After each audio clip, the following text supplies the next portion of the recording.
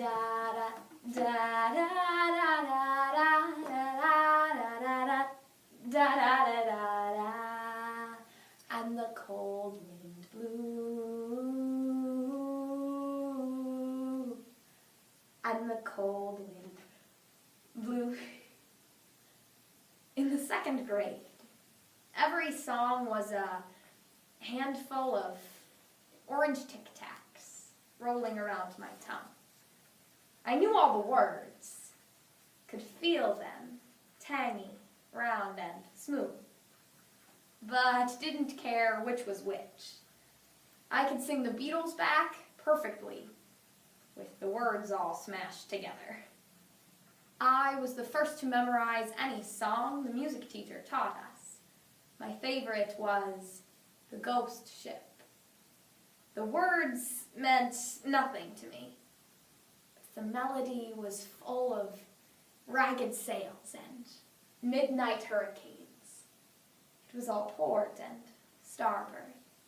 I sang it till the winds ran out of me. Growing up involves a lot of ups and downs. Sometimes it's smooth sailing, and others leave us gasping for breath. During these times when the waves are overwhelming and we don't quite have our sea legs yet, it's important to have someone with us. Someone who is just as clueless as we are. And for a lot of us, that's our siblings. They're always there to pick us up when we've fallen, and even though most of the time they're the ones who've pushed us, it's comforting to know that there's someone out there that loves you, no matter what. In this poem, a big sister tells of growing up with her little brother, trying to figure out which lessons she should teach him and which he should learn for himself. And along the way, learns a few of her own. Ghost Ship by Sarah Kay, with musical excerpt of the same name by Dawn Basig and Nancy Price. My little brother was 4 years younger, but 2 steps ahead. He memorized the shapes my mouth made, practiced them tirelessly. We shoved the words at each other as though it were a competition to see who could get them out the fastest, who could drag them out the longest. And the cold wind blew.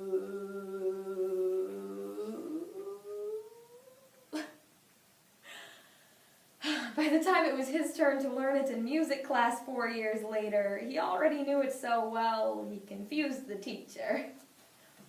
My fist-chested brother. A fireplace shotgun, just waiting for his chance. Little girls are taught how to sing the perfect man long before we ever learn what the words mean. Strong arms, good hair, wide eyes, brave heart, big money, kind hands. We build model ships in bottles, breathing life into toothpicks and wire. We make plans and blueprints for the one we hope is coming. And come they do. Fleets and vessels, battleships and barges, they arrive on the horizon. Flags to the sky. I have seen what can happen when a woman tries to turn a dinghy into a galleon. Sometimes a rowboat is all you need. Sometimes a whaler, a ferry, and sometimes the one that reaches your harbor has already been through the storm. And sometimes you cannot see the leaking until you are so close. Until you are already out to sea, trying to batten down the hatches, bailing the water, pulling at your ankles, manning the rigging, alone.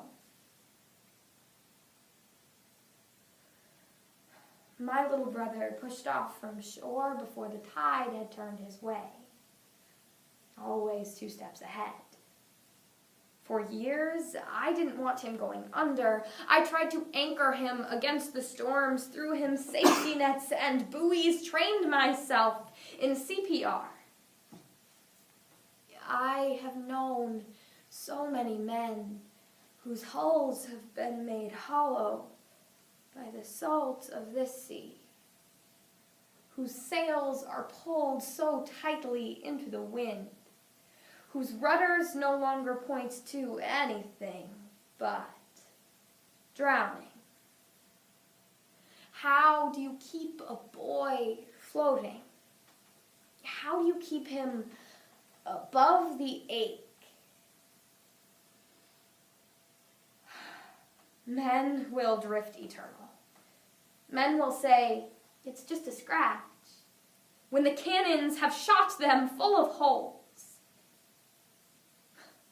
Men will look at their tiny driftwood, tied with strings, and say, ship. They will look at the broken wheel between their hands and say, captain. They will look at the men who have jumped overboard without them and say, crew?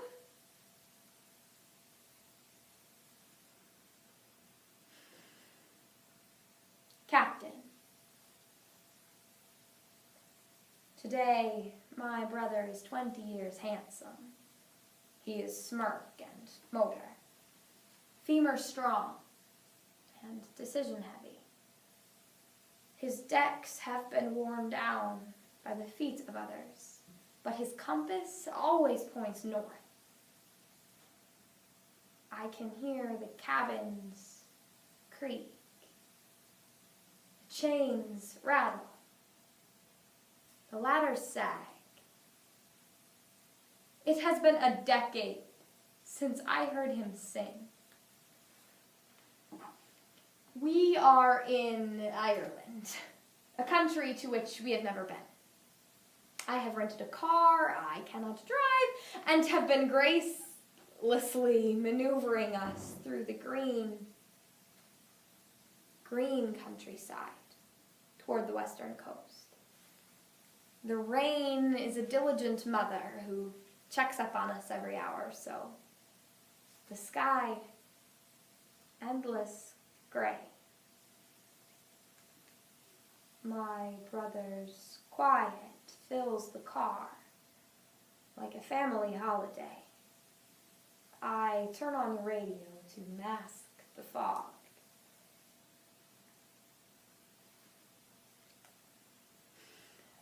The coast arrives beneath us suddenly, the way all shorelines do, full and vast, crumbling away at all our stubborn solidness.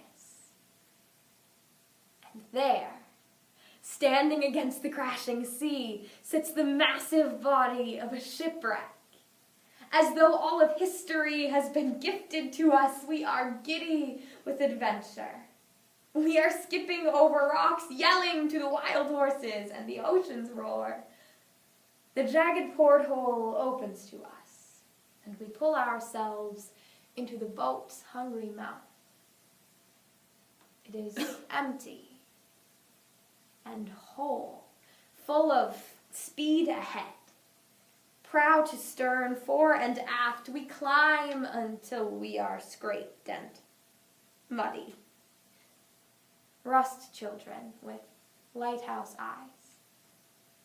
And together we start to sing the words we have known since childhood, as though they have been drifting through us, lost at sea, just waiting for the right current to find safe harbor. Oh, brother, no matter your wreckage, there will be someone to find you beautiful, despite the cruddy metal. Your ruin is not to be hidden behind paint and canvas. Let them see the cracks. Someone will come to sing into the empty spaces, Their voice will echo off your insides like a second grader and her little brother, 4 years younger, but 2 steps ahead, singing till the metal vibrates, until the ghost ship rings